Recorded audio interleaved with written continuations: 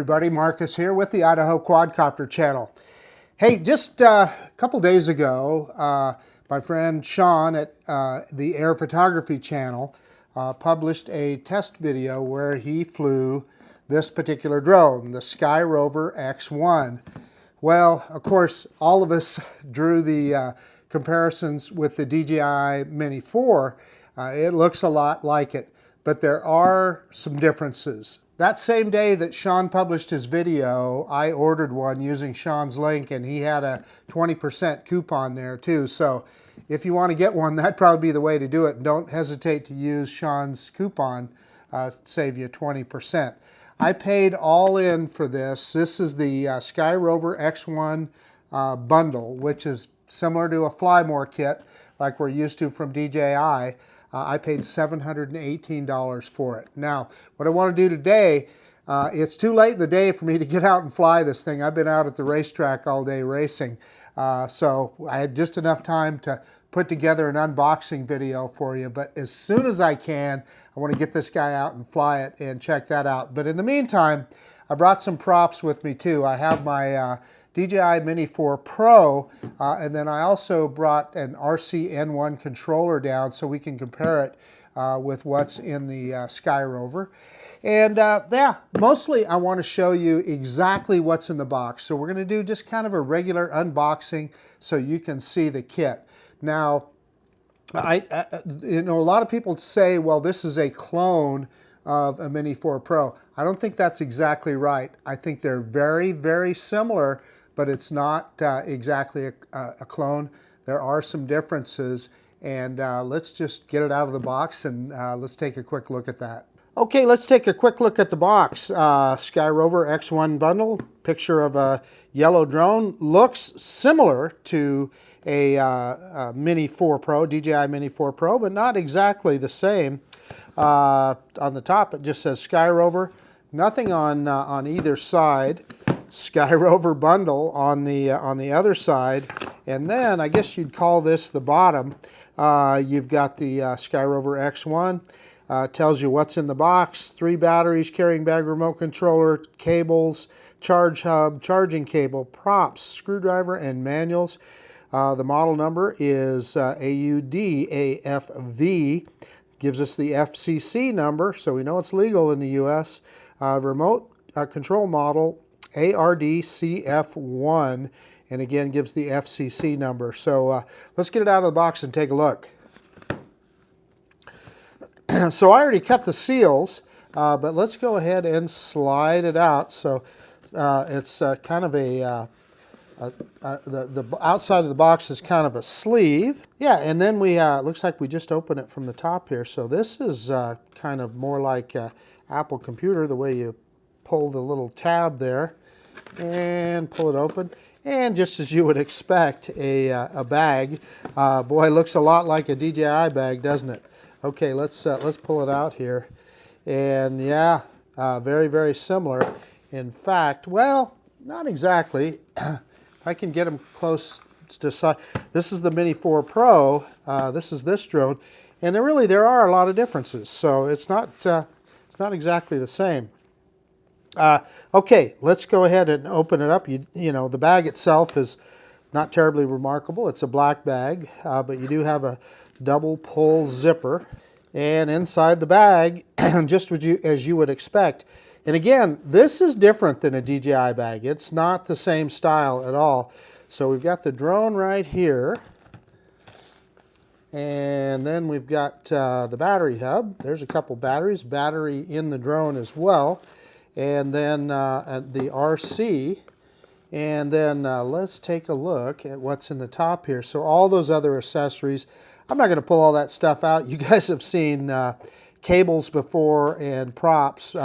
And that's what's in that top part right there.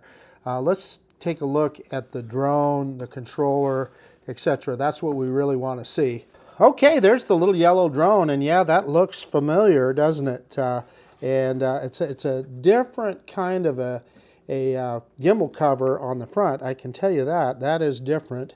Let's pull that off. We've got a little piece of foam behind the gimbal.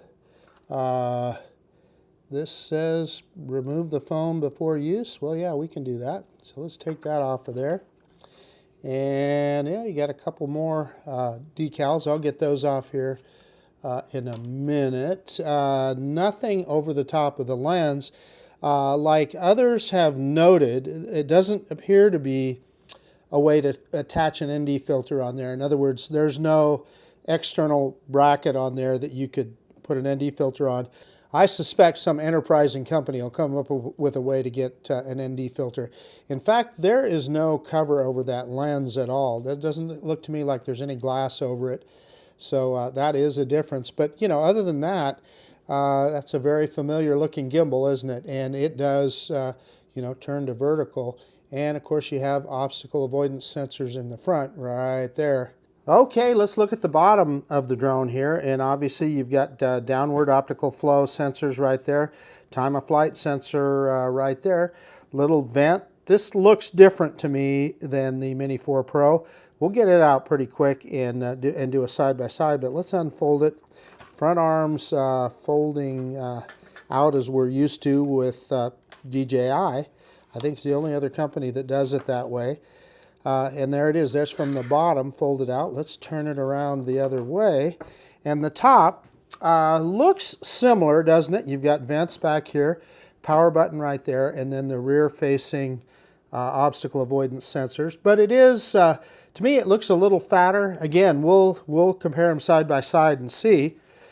Let's look at the bottom of the drone. Charge to activate the battery. Well, that's familiar to us. Little SD card slot right there, and a USB-C port right there. Let's take this sticker off of the battery, and let's pull that battery out and take a look. There's, again, that looks kind of familiar, although I got to look at the Mini 4 Pro. I don't remember being able to look clear through it like that, but maybe we'll pull it out and take a look. The battery itself, this is a 2560 milliamp hour battery, LiPo rechargeable battery, so yeah. Little different shape, I think, than the DJI battery, but again, we'll take a look at that. Okay, the remote controller, and as others have noted, this is the kind of controller like the RCN series from DJI that you have to use your mobile device to as an FPV screen. You know, we're all used to the all-in-one controllers now that we really like. But very similar on the bottom here. You got a USB-C slot, then your gimbal sticks. Typical speed mode there, Cine, Normal, and Sport right in the middle. Your LED lights for power. You've got the button layout is a little bit different. You got a function button right here, whereas I think DJI it's up here, or the RCN1 it's up here. And then this, I'm sure, is switching the camera mode. And again, that's in a different spot. And this is the combination pause return to home button, power button right there. And then, yeah, you've got a record button right there. And obviously you can switch that between record or take a picture with this button. And then you got the scroll wheel for moving your gimbal up and down. Nothing remarkable on the bottom of it.